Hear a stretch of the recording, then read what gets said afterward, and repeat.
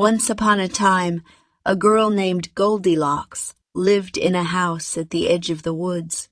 In those days, girls of hair were called locks. She was Goldilocks because golden hair ran down her head and shoulders. One morning, Goldilocks was out for a walk when she came across a beautiful bird. She followed that bird right into the woods, where her mother had said many times she must never go. But Goldilocks didn't think of that. Deeper and deeper into the woods she went. But where was the bird? It was nowhere to be seen. Goldilocks looked around. That's when she knew she was lost.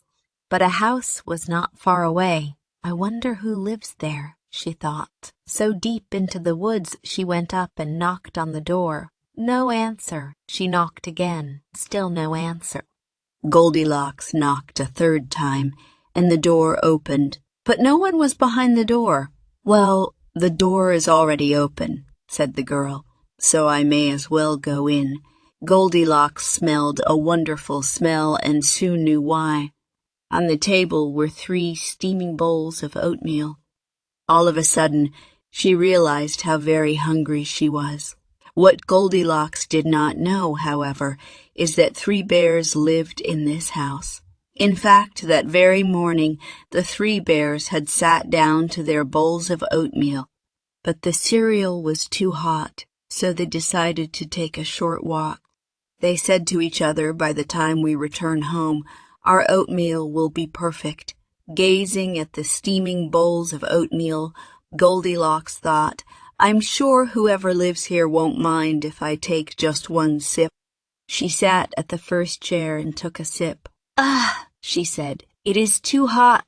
She moved to the next bowl and took a sip. "Ah," she said, "it is too cold." She moved to the third bowl and took a sip. "It is just right." And before she knew it, the oatmeal was all gone. Goldilocks rubbed her tummy. "I'm full. I must find somewhere to sit that's more comfortable." She went to the living room. 3 chairs were lined up in a row. 1 big chair, 1 medium-sized chair, and a wee little chair. "I'm sure whoever lives here will not mind if I sit on just 1 chair," said Goldilocks. She sat on the big chair, but it was too hard. "The next chair looks good," said Goldilocks. She moved to the medium-sized chair, but it was too soft. "The wee little chair looks better," said the girl. She sat on the little chair, and it was just right. But when Goldilocks leaned back a bit, the chair broke into a dozen pieces. She plopped right on the floor. "Oh, no!" Goldilocks wailed. Then she yawned. There must be somewhere she could lie down for a short nap. The girl saw a ladder and climbed it to an attic. In a row, 3 beds were lined up, 1 big bed, 1 medium-sized bed, and a wee little bed. "I'm sure whoever lives here won't mind if I lay down for just a short nap," she said. She laid down on the big bed, but it was too hard. She laid down on the medium-sized bed, but it was too soft. The girl lay down on the wee little bed, and it was just right as her head hit the pillow. Goldilocks was fast asleep. Just then, the 3 bears came home from their walker. "Oh my," said Mama Bear. "Did either of you leave the front door open?" "Not I," said Papa Bear. "Not I," said Little Bear. Slowly, the 3 bears stepped inside and looked around. "Most odd," said Papa Bear, seeing his spoon in his bowl. "Someone has been eating my oatmeal." "Most odd," said Mama Bear, also seeing her spoon in her bowl. "Someone has been eating my oatmeal." "This is the most odd of all," said Little Bear. "Someone has been eating my oatmeal, and they ate it all up." The 3 bears were very surprised, as you can imagine. With care, they stepped into their living room. "Do you think someone was sitting in my chair?" said Papa Bear. "I know someone was sitting in my chair," said Mama Bear, "because I can see the seat cushion is pushed down."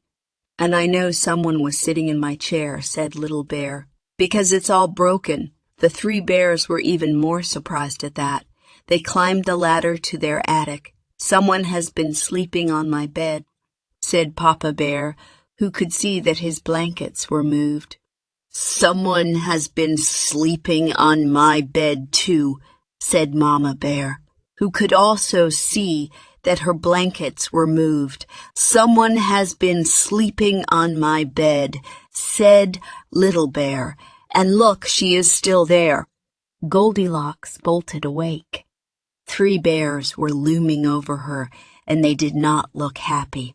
"Oh, my!" said Goldilocks, jumping out of bed as quickly as she could. She climbed down the ladder and ran out the front door. The little bear chased after her. "Wait, please." Goldilocks stopped and turned around. "Tell me, Ed Little Bear, why did you come inside our house?" "I guess I didn't think," said Goldilocks. "And why did you eat my oatmeal?" said Little Bear. "Well, I guess I didn't think," said Goldilocks. "And why did you break my chair and sleep in my bed?" said Little Bear. "Well, I guess I didn't think about that either," said Goldilocks. They were silent. Goldilocks said, "I suppose I could have waited outside your door." "We were coming right home," said Mama Bear. "We might have invited you in if we knew you were hungry." "I'm sorry about the chair," said Goldilocks. "I guess you saw it broke." "Yep," said Mama Bear with a frown. "I'm good at fixing things," said Goldilocks. "If you have glue." "Of course we have glue," said Papa Bear. "What kind of bears do you think we are?" "I will make it up to you," said Goldilocks. "Come on in then, dear," said Mama Bear. "We'll start over," said Papa Bear with a nod. "Come in, said Little Bear, jumping up and down with smiles. They skipped together inside the bear's house.